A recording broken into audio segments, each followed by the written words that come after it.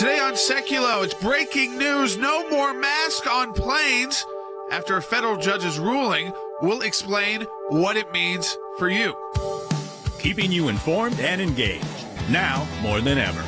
This is Seculo. U.S. District Judge in Florida, Catherine Kimball Mizelle. She was appointed by President Trump in 2020, and she said this rule, the federal transportation mask mandate, exceeds the CDC's authority. Remember, this was put in place by the Biden administration February 2021. It was extended multiple times, was to expire on March 18th, then was to expire on April 18th. We want to hear from you.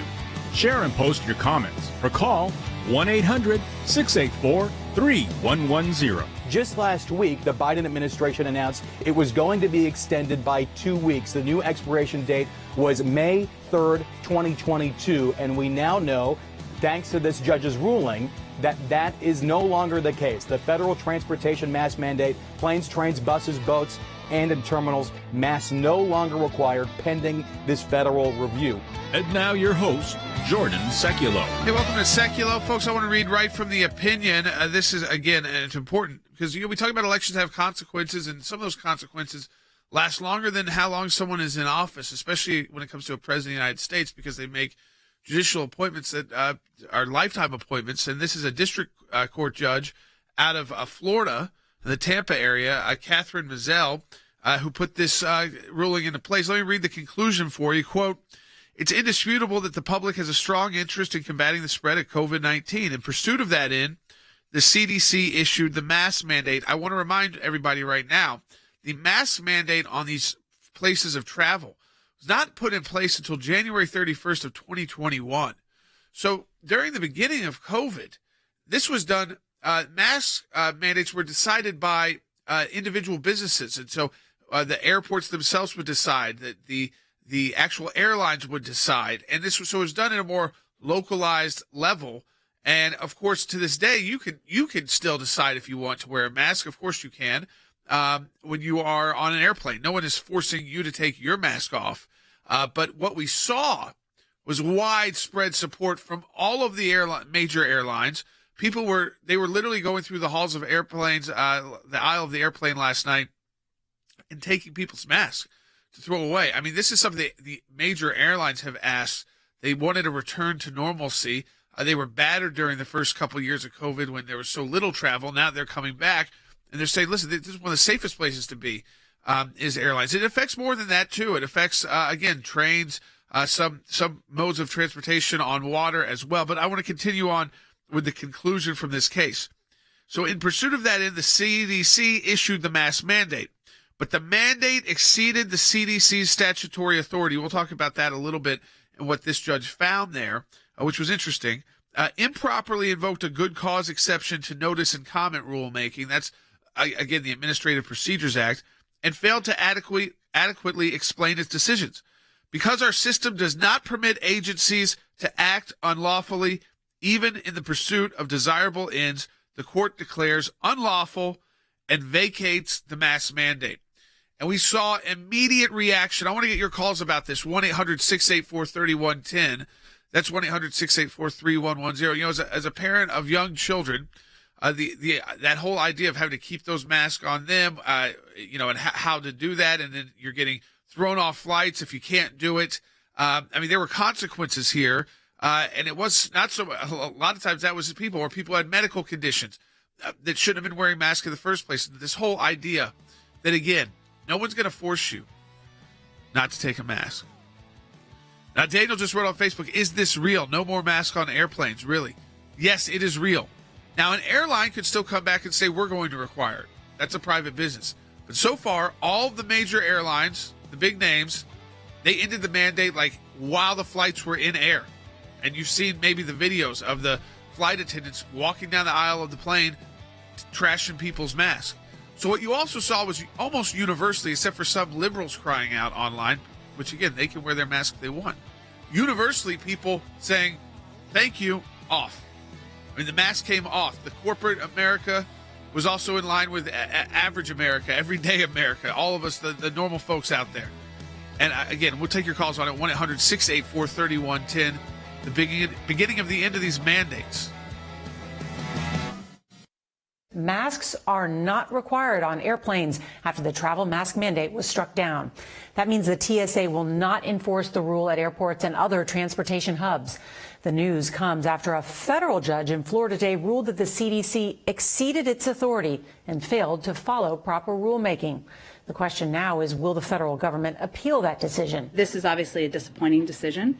The CDC continues recommending wearing a mask in public transit. As you know, this just came out this afternoon. So right now, the Department of Homeland Security, who would be implementing, and the CDC are reviewing the decision. And of course, the Department of Justice would make any determinations about litigation. The nation's largest airlines all dropped their mask requirements just hours after a federal judge ruled the CDC had overstepped its legal authority. The Centers for Disease Control did not have the authority to issue this mask under the law that set up the CDC, and secondly, that the federal government failed to go through all the necessary steps in making a rule like this and seeking public comment. In her decision, Judge Mizelle chided the CDC for taking shortcuts and exceeding its own statutory authority. Under the law, specifically a federal law known as the Administrative Procedures Act, the agency is required to submit new policies for outside review and comment. The CDC declined to do this, arguing that any delay in implementing the mandate would cost lives. The agency also maintained that the mandate was not a new rule, but rather a clarification of previous guidance relating to sanitation. The CDC is still recommending you wear a mask to keep yourself safe, but it is not required. Despite the recent extension, the raging public debate, and all the effort to keep this on travelers' faces, for the first time in more than a year, I can speak to you maskless from inside an airport. So far, there is no legal challenge to Monday's federal court ruling, so effectively, the government's mask mandate for travel is done.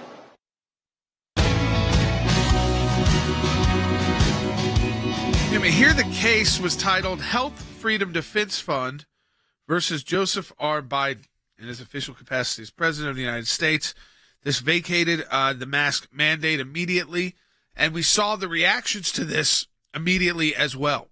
And I asked this question as well to you, not just about the airlines, not just about travel, but do you believe this is the beginning of the end of these mandates? That because even when we see these, new variants now, and occasionally people get it seems like it's much more mild, and that's a good thing, and that we're kind of learning to live with this, and it's time to move on. And I think these kind of steps, for instance, the Biden administration didn't immediately come out and say, we're going to take this appeal, emergency appeal to the appellate court. They still could. We're only next morning. That's why I think this is still news you got to cover carefully, because they still could decide we're going to appeal this on an emergency basis. They could be writing it right now as we speak. But then they get into a mess because they're also trying to drop the Title 42 protection at the border. You see how this all ties together. We're going to get into some border numbers later in the broadcast. They are staggering. I want you to share this broadcast with your friends and family so people are informed and they understand what the dropping of this mask mandate means. And the airlines were begging the administration for this, but also it involves the airports themselves and other methods of travel. So again, I think places like Amtrak and these other decisions. Now, businesses could still decide they want to have it. I don't think there's many left that will, outside of the medical world and hospitals and doctors' offices to some extent. But outside of that, you had these industries saying, first of all, they regulated themselves. It was the Biden administration that came in January of 2021 and forced this guidance on people. And when we say in the opinion where it says that the CDC doesn't have this authority, it really seizes upon this idea that the CDC, one, to expand its authority, needed to explain it. But even if you gave it deference, it's not there. They're really more about sanitation and keeping property items clean. How do you keep your business place clean? What kind of filter systems should you use? The mask itself isn't a cleaning device.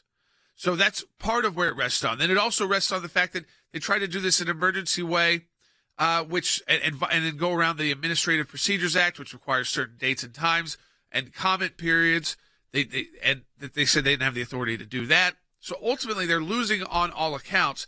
And the question is, do they fight back? The phone number to talk to us on air is 1-800-684-3110. That's 1-800-684-3110. Gary on YouTube just asked, it's a political decision. Election year Dems need good things to happen to keep in power. This is not a political decision. This was the judicial branch telling the Biden administration, you don't have the authority to require these masks on the federal, where you've got federal oversight of travel. So that's airlines, some travel on waterways, and also, of course, some of the railways. It's not everything, because some is controlled by your state, like the subway systems and things like that are controlled differently. 1-800-684-3110 if you want to talk to us on air. So let's go to Tim. Let's start taking people's questions from California on line 1. Hey, Tim. Thank you for taking my call. Oh, I'm so thankful the judge made the right decision, because this mask mandate, it's a mandate, it's unconstitutional.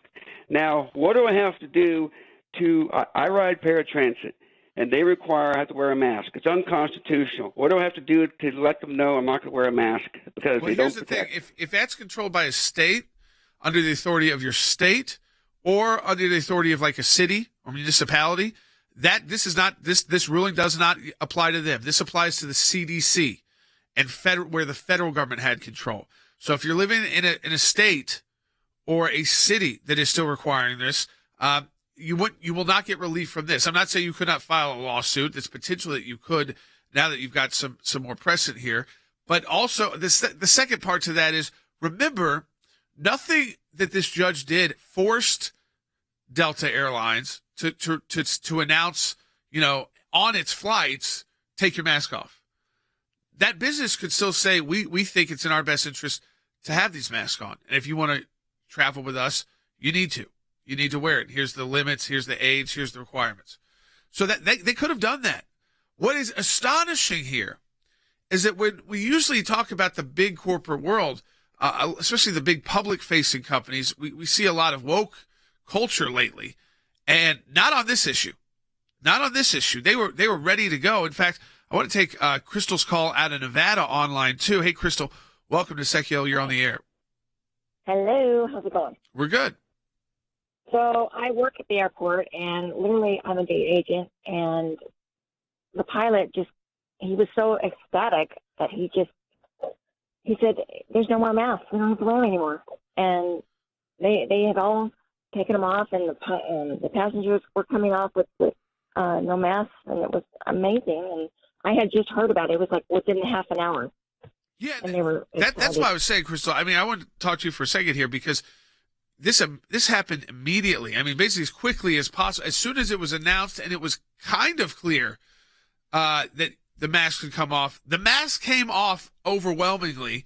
Most people said, I don't want this anymore. And so did the corporations, like the company you work for, Crystal. Right.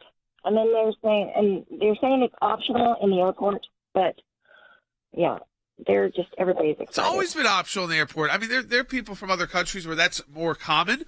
And you see people in the airport pretty regularly, especially airports that get a lot of international travel.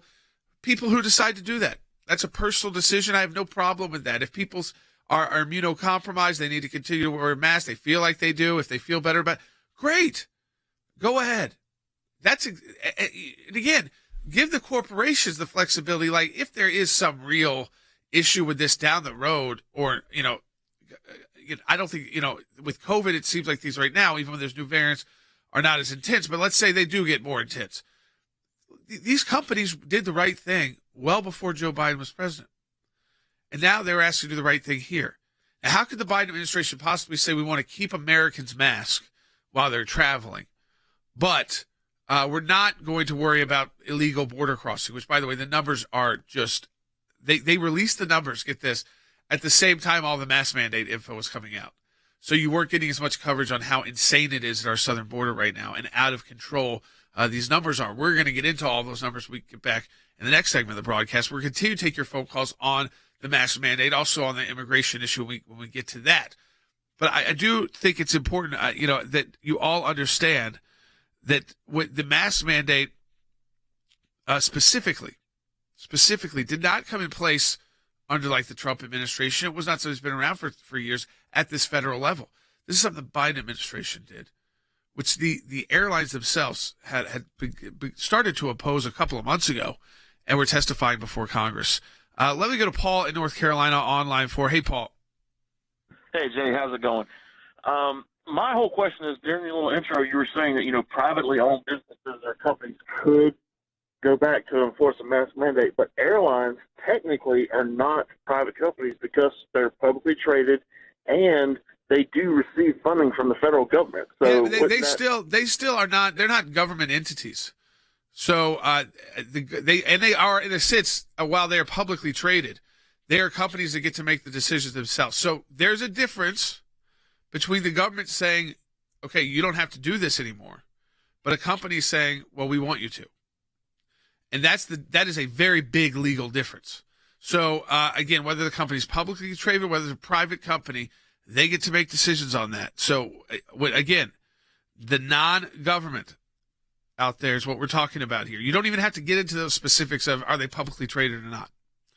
It's the company can set rules that it feels are best practice for them. They didn't have to immediately say, everybody throw your mask away. They could have said, we got to take some time on this, get some more legal analysis on this, and figure out where the Biden administration is going before we start, again, asking people to do that. Instead, though, what we saw, and I think it was a good thing for the country, we saw in mass people say, it's time. We're ready to throw the mask away. But it is explaining to everybody, I hope out there, that the balance between where the federal government does have control, where the states and municipalities have control, so like a subway system in New York, this does not affect New York. This case would not affect New York, or the reasoning behind it, because it was about a federal act. But it also, again, it is not forcing companies to take on or not use a policy. They decided, you know what, we're not going to enforce. We're not going to enforce this anymore. They were. I think, to Paul's point, they were doing this on their own. They didn't have to have the federal government telling them they could do it. They were already doing it. They were saying, part of a requirement to fly on our airline is you got to follow our rules. Here's one of the rules. They were doing that well before the Biden administration tried to mandate this. If you want to talk to us on air with questions, 1-800-684-3110. That's 1-800-684-3110. We're going to get into the immigration issue as well. If you haven't seen these numbers, and most people probably have not yet because it came out at the same time as this mask issue, they are staggering and putting us on just a very dangerous path at our southern border with drugs, with human trafficking, a migrant crisis, a humanitarian crisis, towns and cities that are being overrun, and we're right on that track. Of course, they don't want you paying attention to that. Support the work of the ACLJ at aclj.org. Double the impact your donation if you can donate right now, if you're financially able to. aclj.org. Donate today. Thanks to your support of the ACLJ, we have had many victories. The report is coming out that shows that not only did Tea Party groups get more scrutiny, but so did a host of other conservative groups. It was something that no one could believe our government was even capable of doing, and now they were admitting it. It's one of the most significant wins in the ACLJ's history. To take on the IRS and win, for the ACLJ, life has always been a top issue. Barbara, I am here at this site because there are thousands of people and millions across America that say abortion's murder. When you're fighting for the life of the unborn, you're on the right side of history, you're on the right side of law. These are young people in their 20s and 30s that are doing this, are fighting for life to beat back the abortion juggernaut. It's very important that we remain hopeful that the courts that the Trump administration was able to impact will give us good rulings that are based in law and sound reasoning. This is one of the social issues we're winning. There are historians that point out that religious persecution is at its highest level since the first 3 centuries when the Roman Empire led religious persecution. A mid-state pastor's family is fighting to bring him home. We are getting my husband after 7.5 months.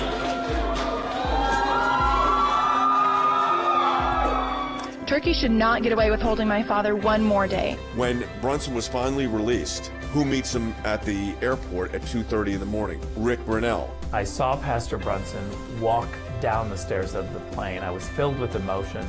I told him that we were praying for him. The American people never forgot about him. I'm thankful, I'm grateful, and actually I'm astounded.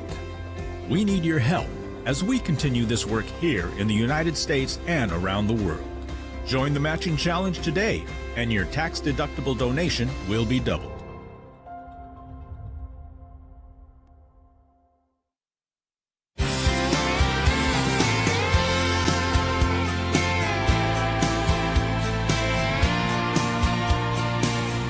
Welcome back to Secular. We are taking your phone calls to 1-800-684-3110. Let me again read from the judge's opinion before we get to the immigration issue. We'll take your calls on this one, the mask mandate questions.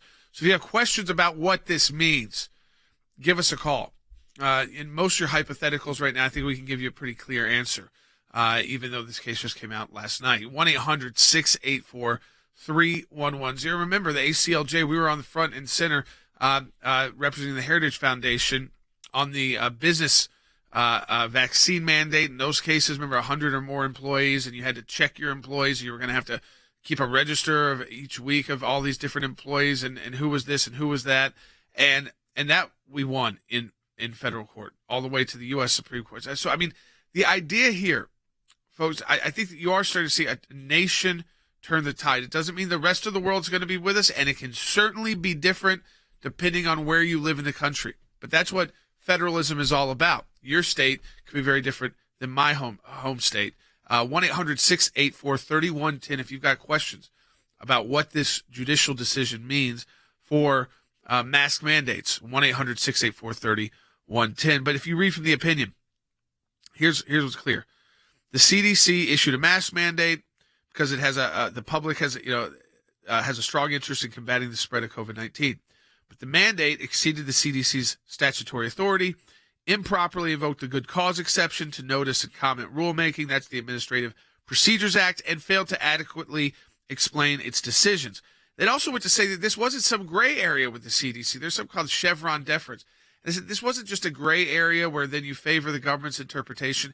That when you really look at what the CDC has authority to do, it's like surface cleaning. You know, if something you touch, or what kind of cleaning solutions you need in certain areas, or air filtration systems. By the way, airplanes have some of the most they're some of the most safest places to be. It was hard, I think, for people to wrap their head around that, the science there.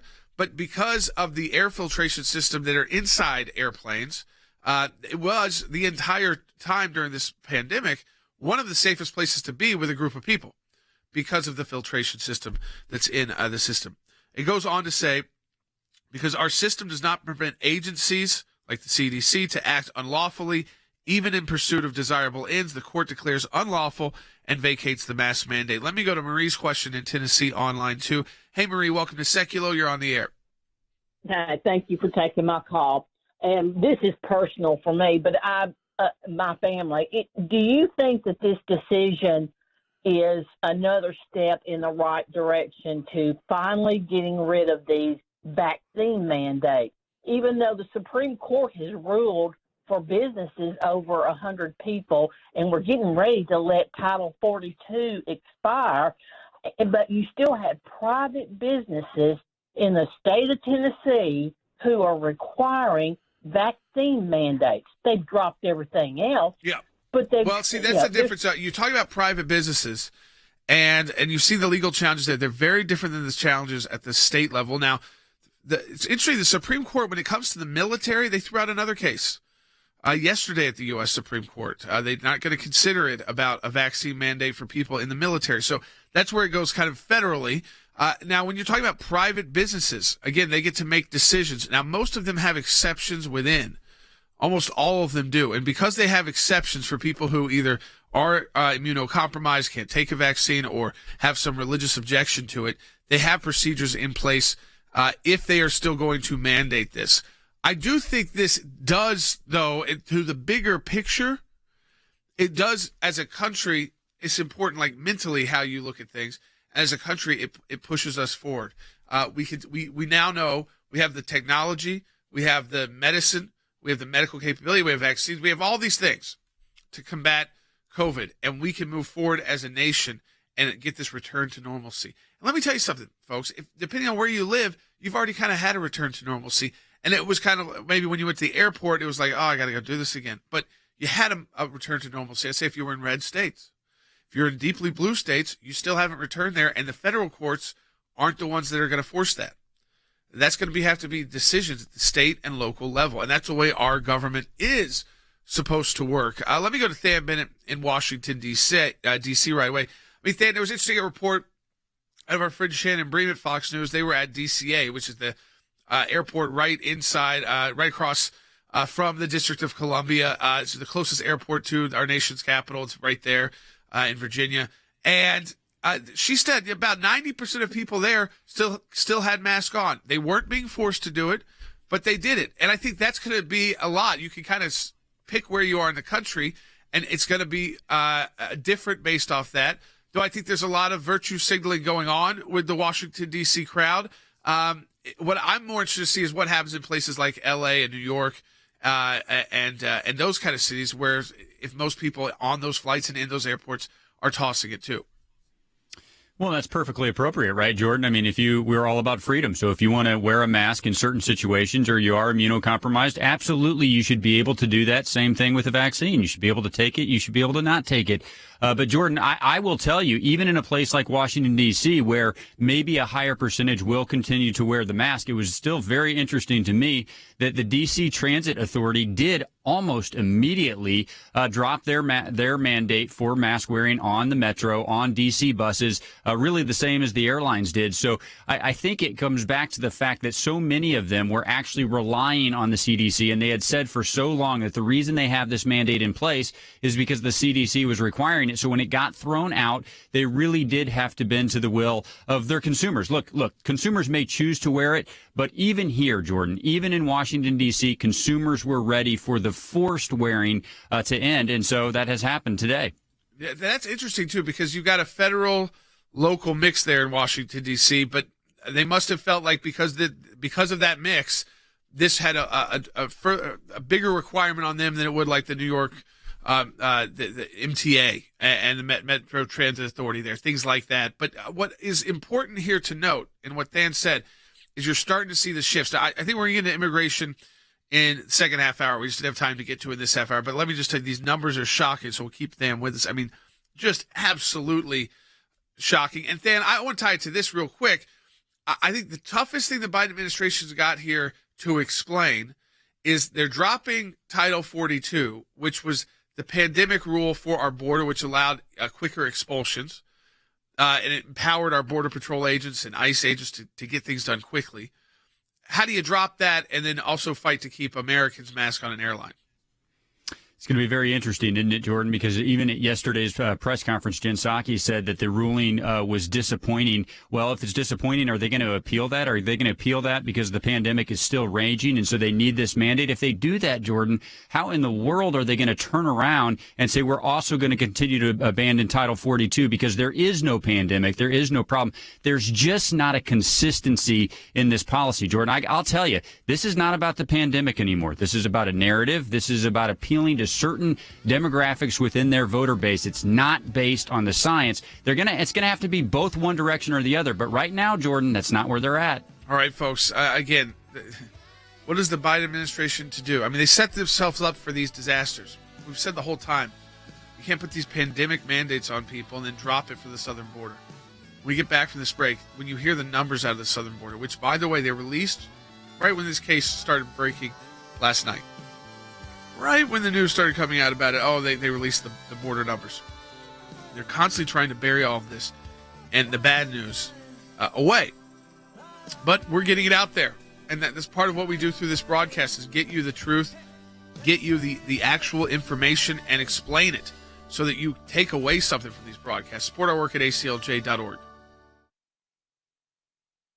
Here's what I want to say to our ACLJ members, or for those of you that enjoy watching this broadcast. Whether it is going after the deep state, whether it is litigation that we're engaged in, whether it is defending the persecuted church and getting individuals out of prison because of their faith in other countries, whether it's training lawyers to fight for religious liberty, not just here in the United States, but around the globe, whether it is producing a daily, 5 days a week, 1 hour live television and radio broadcast heard on thousands of radio stations, on TV platforms, on social media platforms. Your support of the ACLJ enables us to do all of this. We want to encourage you to support the work of the ACLJ. And when you do that, you're supporting our production teams, our videos, whether it's that kind of production and other things that we are working on. The ACLJ is front and center on this. We're in a matching challenge campaign. Any amount you donate, we get a matching gift for. Go to ACLJ.org.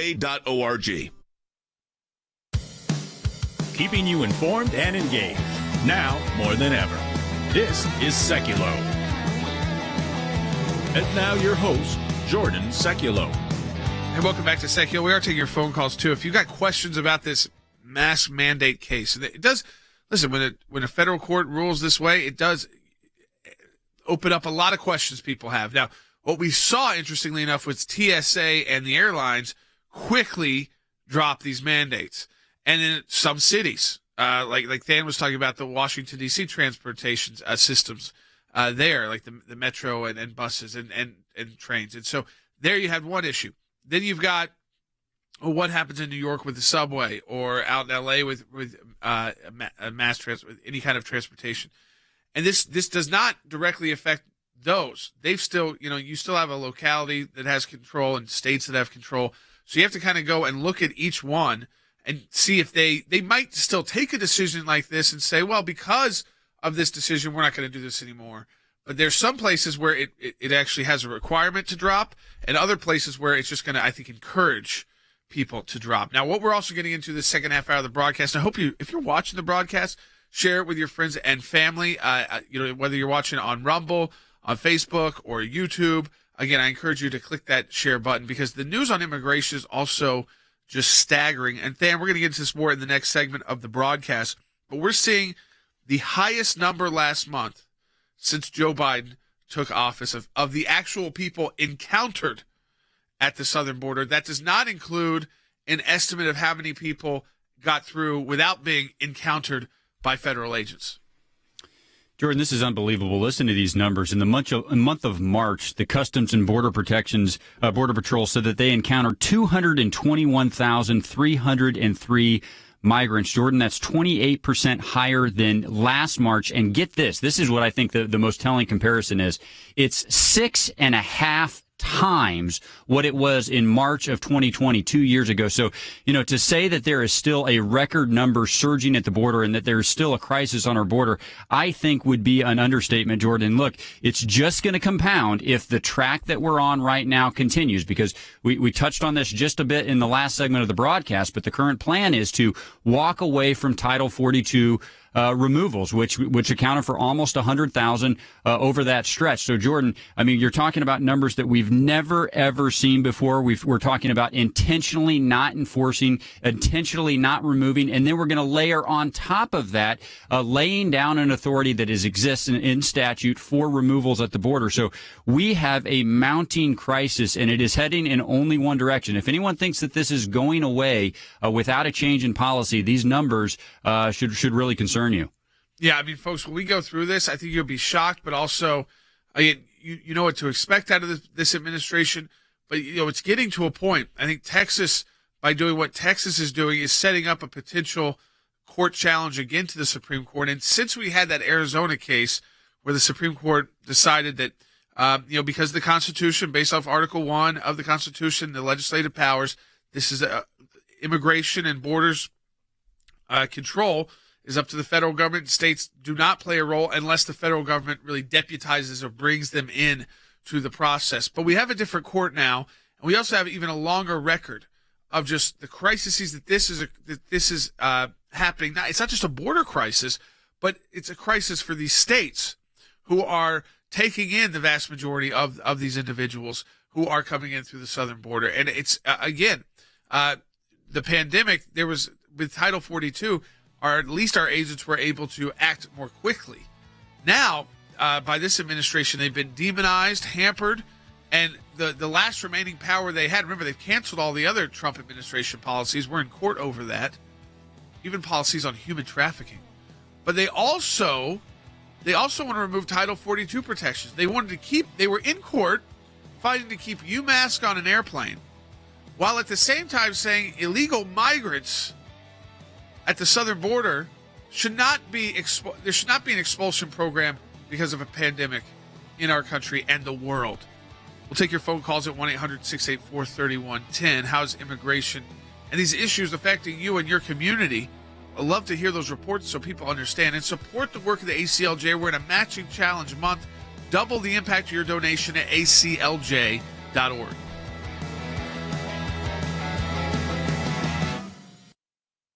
The number of people arriving at the southern border has reached its highest level in more than 2 decades.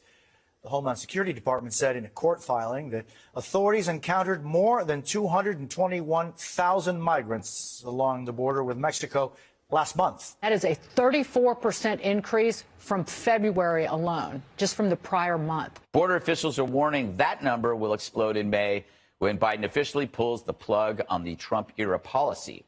That comes as officials revealed to Fox News that nearly 24 known or suspected terrorists were caught trying to cross illegally into the country last year. So the president is not worried about holes in the southern border being exploited by people trying to come in and kill Americans. He's grateful to the Border Patrol for doing their job and stopping these people and preventing them from getting into the country. 21 separate states are suing the Biden administration over rolling back Title 42. Title 42, which by most estimates accounts for about 50% of the current expulsions. So you're about to see those numbers double. You're about to see 18,000, the estimate, 18,000 people a day that we know of coming across illegally. Over a month's period of time, that's 500,000 illegal border crossings. That's the United States of America importing a city the size of Kansas City every month, or Atlanta. The Department of Homeland Security estimates more than 170,000 migrants are waiting in Mexico, planning to cross when Title 42 is lifted May 23rd. This is a frustrating moment in time for all of us. The fact is, President Biden, Secretary Mayorkas, has failed to prioritize our southern borders, our borders, to public safety, national security, humanitarian, and health. The federal government's, is supposed to be a government of limited powers. Securing the border is supposed to be one of them. It's up to the states now to force the Biden administration to actually do what they're supposed to do, which is to have a secure border.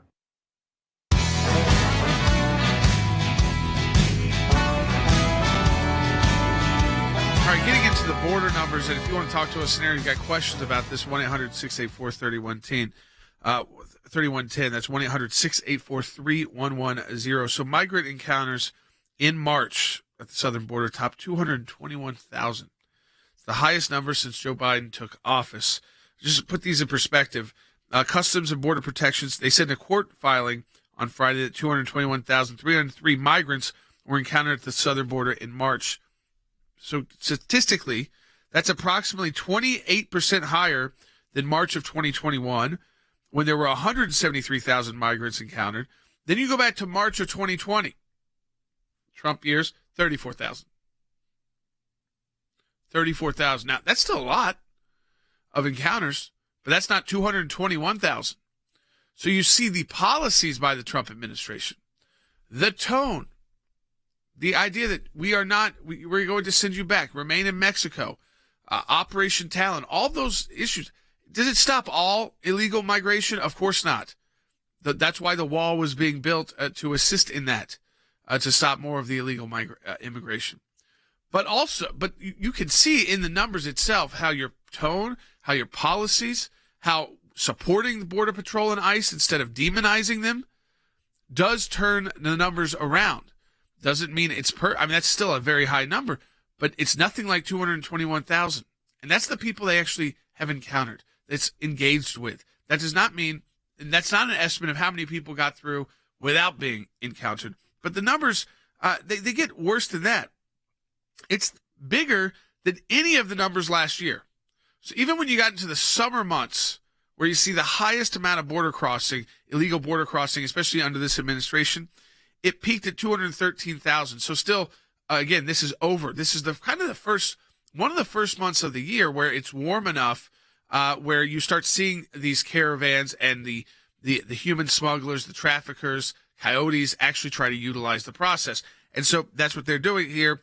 And so you start to see the numbers stick up. So if you're already in March, higher than where you were in July of last year, and you're dropping one of the key protections, Title 42, which I'm going to go to Tham Bennett about, because I think there's a lot of question about, is that going to be dropped or not?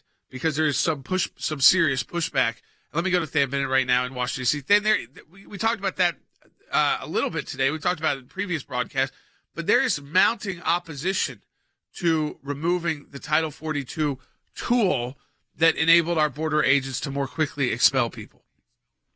Yeah, there sure is, Jordan. It's happening on a bipartisan basis in the United States Senate. Look, I have no doubt that the Biden administration is planning to walk away from Title 42 enforcement. I think they will do it unless someone stops them. And how do you stop them, Jordan? You would have to statutorily. So you'd have to pass a law that says you can't do it. Well, James Lankford and Kyrsten Sinema and a number of others, by the way. Actually, I think it's worth reading this list, Jordan. This is the list of senators who introduced this legislation, and actually they're building on support since then. But here's the list.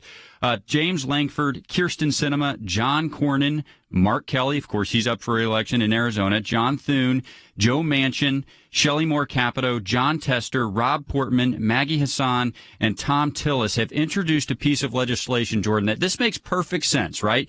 It would require that all COVID-19 related national states of emergency be lifted before Title 42 is officially terminated. So this goes back to the conversation that you and I just had about the CDC mask mandate. Jordan, if it makes sense that they are going to appeal that ruling and they say that there should still be a mask mandate on American citizens, then how in the world can they say that there is no pandemic, no emergency at the border, and they're going to walk away from Title 42 enforcement? And yet that is exactly what they're saying. Now, can this pass, Jordan?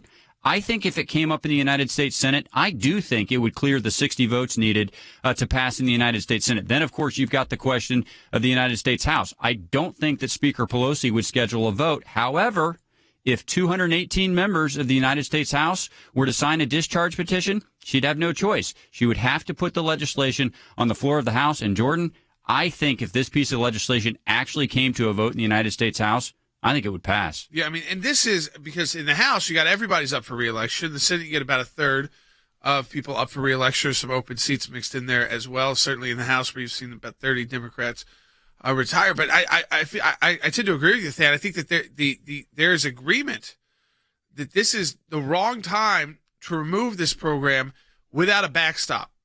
That, you know, if we're really truly coming out of the pandemic, and that's what the administration believes, one, stop fighting in court over the mask mandate you put in place a year ago that airlines were already dealing with and had come to the conclusion and told the federal government, we think this needs to end.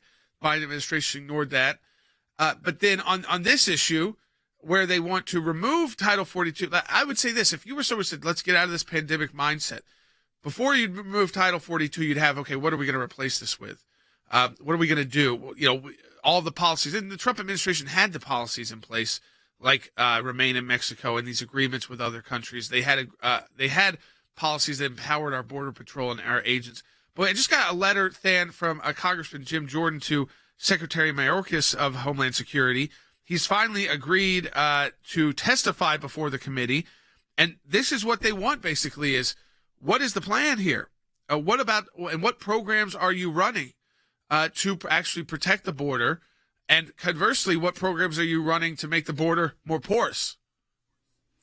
Yeah, he's right on to be asking those questions. That testimony is going to happen on April 28th at the House Judiciary Committee. And look, this is the man that has to have a plan. He's the Secretary of Homeland Security. He's the one that's got to have it. And look, you know, Title 42, Jordan, as you know, it's a tool. It is a tool available for the Department of Homeland Security to handle a pandemic situation and to remove people crossing at the border. In the month of March, we read this before, but I just want to give people what's at stake here. In the month of March, there were 109,549 removals, expulsions under Title 42. So when Secretary Mayorkas comes before the House Judiciary Committee, Jordan, that is the very first question I would ask him. Okay, you're going to walk away from Title 42 enforcement. We know by the very numbers that one of your agencies has reported, you're going to have about 110,000 every single month that up until now you were removing under Title 42. Mr. Secretary, what is your plan for handling those 110,000 migrants every single month? Jordan, as of now, we haven't seen a plan for that. He should answer that question on April 28th. We talked yesterday on the broadcast about the 23 people who were apprehended last year that were on the terror watch list. They were actually apprehended. So you again, with all of these, you have to then ask the question of how many people aren't being apprehended because they're so overwhelmed at the southern border. I mean, if you get 220,000 people that you're encountering in a month, you know, how many people could you not have the resources to encounter? You know, to put that in quotes, because that can mean a lot of different things. Listen to Peter Doocy ask Jen Psaki about the terror issue and the people who are getting away. We have new reporting that at least 23 people apprehended at the southern border in 2021 are on the terror watch list. Why do you guys think it is that somebody on a terror watch list would want to get into the United States undetected? Well, I can't make an assessment of that, but what I can tell you is that your data you're citing here means the Border Patrol was doing their job. I mean, they apprehended people at the border. 2,000 illegal immigrants a day got away last month. Are you saying that you can say with certainty none of them are on a terror watch list? Here's what we're talking about: encounters we know and of suspected terrorists attempting to cross the southern border. They're very uncommon. We're talking about a few dozen annual encounters at most, and these encounters represent significantly less than the 0.01% of total encounters per fiscal year in recent years. But I'd note, these individuals, these 23 people, the Border Patrol, they stopped them. They prevented them from getting into the country. They're protecting our homeland and keeping us safe. That's wonderful talking points, except for they don't give them the backing to really do their job. And we've seen that from reports from Border Patrol agents and ICE agents. But think about that other number, the 2,000 a day, Than, that just get through. And so, yeah, they're not all terrorists. Most of the people are looking for a better economic situation. But it doesn't mean, again, that they should be cutting people in line who are waiting in line for that purpose. And they're coming from all over the world. We've started to see that more and more at the southern border. But when you get 2,000 plus a day who you know, that's their estimate of they're not being encountered, they're not being stopped. And then she tries to say, I don't know why the terrorists want to get here. I mean, you put these two absurd numbers together and you realize we have no idea who's in our country, but we do know there are people in our country who want to do us harm. Well, even that 2,000 number is incredibly low, Jordan, because gotaways mean they were on their radar. Maybe they saw them, they picked them up on surveillance, they pursued them, but they weren't able to catch them. Well, what about the people that crossed that never got on your radar? What if you never picked them up on surveillance? What if they never crossed the path of a Border Patrol agent? Jordan, none of those figures are in these numbers. I also think it's incredibly naive, probably intentionally naive, Jordan, to talk about how there aren't any terrorists that evaded these numbers. Jordan, when you're on the terror watch list, you are skilled, proficient, and actually practiced at trying to evade law enforcement. So in the gotaways and in the ones that never make it onto the radars, Jordan, the percentage of those who are going to be on the terror watch list, I virtually guarantee you the percentage of them is going to be higher on that list than on the ones that were detained. Folks, we're fighting on this issue. We're fighting in federal court on this issue to secure our borders, to get the information that you need. Why this administration dropped policies that were working.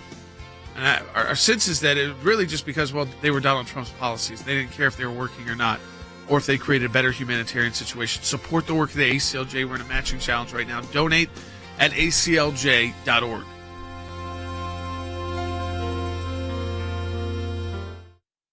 I was at a board meeting at Youth for Jesus, and the executive director said, we've got a case. The Supreme Court had just granted review. It was about literature distribution at airports.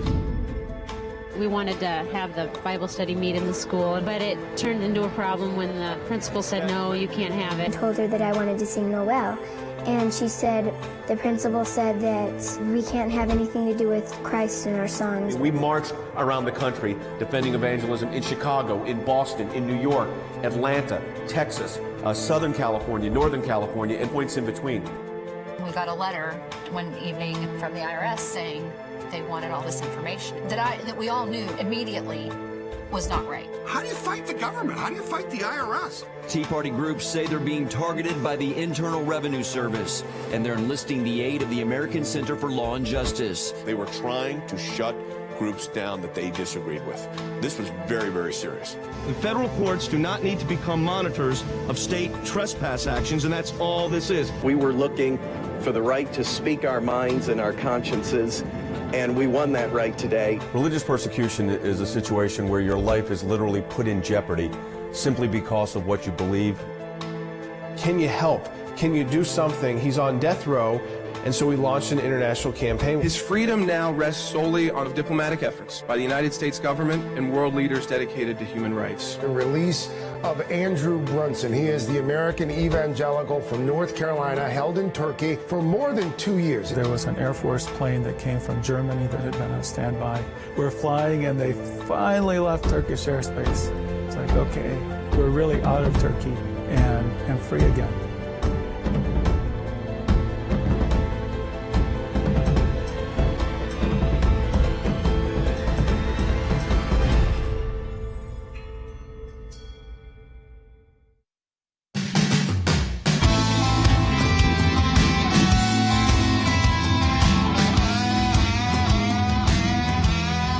back to Seculo. So, folks, we've hit, of course, the mask issue. And to give you an example, too, of what came out of like an airport, this is Nashville's airport, BNA, and it said the leadership at Nashville. This came out in the evening yesterday around 5 o'clock Eastern time. The leadership at Nashville International Airport has monitored the developments this morning's federal court ruling overturning face mask requirements for travelers. BNA understands that the TSA is not currently appealing the court's ruling. Therefore, it's in BNA's understanding that there is no longer a mask requirement. Check in with your carriers regarding the airline-specific requirements. So there you see the difference between, again, where the federal role is, where the management of the airport's role is, and, of course, then the airline itself's role. So you got its complicating factors, but what is clear is that the major airlines, the mask came off. So we got into that. We got into these just staggering immigration numbers. I mean, when we're going to talk about a second, an update on what's happened in Ukraine. You think about the Russian invasion there. The amount of people they're encountering at the southern border are more than the Russian soldiers who have been sent into Ukraine. A month. So think about what our country is just having to deal with people-wise. You know, the strains on your infrastructure, the strains on your justice system, which are already there in the courts, the strains on your policing, your local communities. I mean, this is not a number that just quietly, disperses. So again, when we talk about all these issues, I think it's always important to keep those numbers in perspective as well. I want to go to Wes Smith. I mean, Wes, first, we continue to see violence in Israel. So we saw a rash of mostly gun attacks that we haven't seen in years there, in a scale in just a matter of a few weeks with I think 16 people got killed there. Now we've seen more rocket fire out of the Hamas-controlled Gaza Strip, and Israel having to respond. These aren't the number one news right now because we've got war in Europe. Right. Yeah, it's still a very volatile part of the world, and Israel remains under threat. 24/7, 365. What happened this past weekend? The Jewish celebration of Passover, the Christian celebration of Easter coincided, and Israeli police were escorting religious tourists into the Temple Mount area when Palestinian youth began throwing stones at the police and at the tourists. The police responded with rubber bullets and tear gas. Hamas and Islamic Jihad began to issue threats and, of course, fired the rocket into Israeli airspace. Israel responded by attacking some Hamas targets where there were no people, just to send a message to knock it off and stop. But here's the thing. Here's the broader picture. Iran is still a threat to Israel and to the peace in the region. They support and train both Hezbollah and Hamas.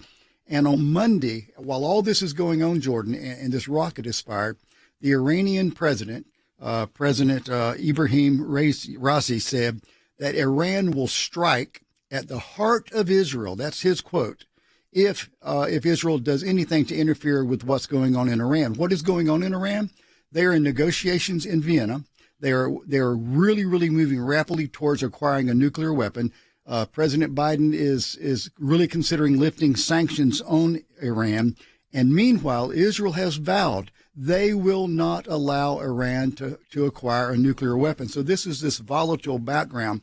And what's interesting about this is Israel under threat, trying to defend itself, Iran trying to get a nuclear weapon. Israel actually has improved relations with all the Arab countries in the region, something the Biden administration ignores, and Iran, they resent the improved relations. It's one of those situations because the Trump administration did it. It's like they don't want to capitalize on it. No. They could be capitalized. They could be getting their own victories out of those Abraham Accords economically for the U.S. when it came to the oil issue, and they wanted to get the Saudis to pump more.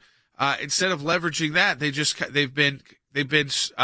put the Saudis in a position where they were saying, no, we're not going to do that. And that's because they don't trust that this administration is going to make good on those Abraham Accords, the security requirements that came with those accords as well. But what you are seeing is the Gulf states that were part of that and Israel continue to build on those accords. So they're not waiting for the Biden administration to do something about it. It's good for their people. So they're doing that. And to turn to the 54th day of the war in Ukraine. Most people didn't think we would get to the 54th day if Russia decided to invade it the way they did, but we are there now. What we've talked about, and what people keep hearing is that Russia has kind of put their assets and they've kind of reset up to an attack on eastern Ukraine. They're looking towards a key date in May. their Victory Day from World War II that they celebrate with the marches down the Red Square and the military. So we appear to be on the edge of seeing a new Russian offensive. Yeah, as a matter of fact, actually yesterday, the Russian forces launched a brand new campaign in eastern Ukraine and the Donbass region. They have moved 76 of what they call their battalion tactical groups into the area. It translates to about 60,000 soldiers that they moved from the northern part of Ukraine into eastern Ukraine. They have launched a new offensive. And what is interesting is that while they're doing this in eastern Ukraine, they have continued to bombard cities all over Ukraine, including cities that are 40 miles from the Polish border in western Ukraine. It's like a softening up campaign. Russia's trying to deplete Ukraine's air defense systems. And so they are launching attacks all over Ukraine. But meanwhile, on the ground in eastern Ukraine, they've launched this brand new offensive. One interesting development about, though, Russia trying to diminish Ukraine's air defenses. It was reported yesterday by our Pentagon that we have started issuing howitzers and training to Ukrainian soldiers, not just regular artillery rounds. The Army has developed what they call a high-velocity projectile, HVP. This is a round fired from a traditional cannon, a howitzer, but it can take down cruise missiles, it can take down aircraft, and we are now providing those to Ukraine, trying to give them some air defense systems.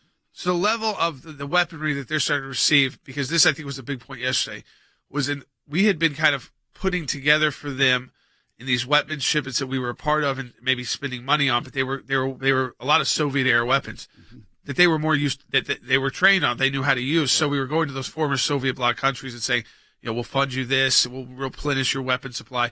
Now we've seen, and I'm sure the Kremlin will call it an escalation, sure. and this is going to be an interesting way to see their response to the U.S. because the now weaponry, it's American-made weaponry that is going to be going into Ukraine. Yeah, this is new. It's a new development. We're providing them with U.S. weapons and the training to fire those weapons, and that has not happened thus far until now in our support for Ukraine. Final question for you on this, Wes. Now that we're in the 54th day, we see Russia repositioning, relaunching attacks yesterday, focusing in on eastern Ukraine, but also we're seeing the missile attacks, like you said, all over in places where they weren't even. It's like every time people say that, they hit somewhere far off, just like Lviv, I think it was yesterday, right, which has been kind of a sanctuary city within Ukraine, and then 7 people got killed with a missile attack. So every time you think they're moving to one area, they still remind you they can hit anywhere they want with their air capabilities and their ammunitions capabilities, but also they've doubled down. Now, I think by saying, okay, we're going to reorganize and restart this conflict, they're not going anywhere right now. No. The Russian way of war is still to target hospitals, churches, civilian population centers. They are continuing to do that and obviously violating the laws of war, committing war crimes as we speak. Yeah, I mean, for folks, it's that situation, you take all the politics out of it. There should be a lot more being done at the international level to end the conflict. And it just seems like internationally, the powers just aren't there. Either they can't coalesce and come together, and the U.S. is certainly not leading the way under the Biden administration. Support the work of the ACLJ at aclj.org. Double your impact. Matching Challenge Month, the entire month of April. That's at aclj.org. Donate today. We'll talk to you tomorrow.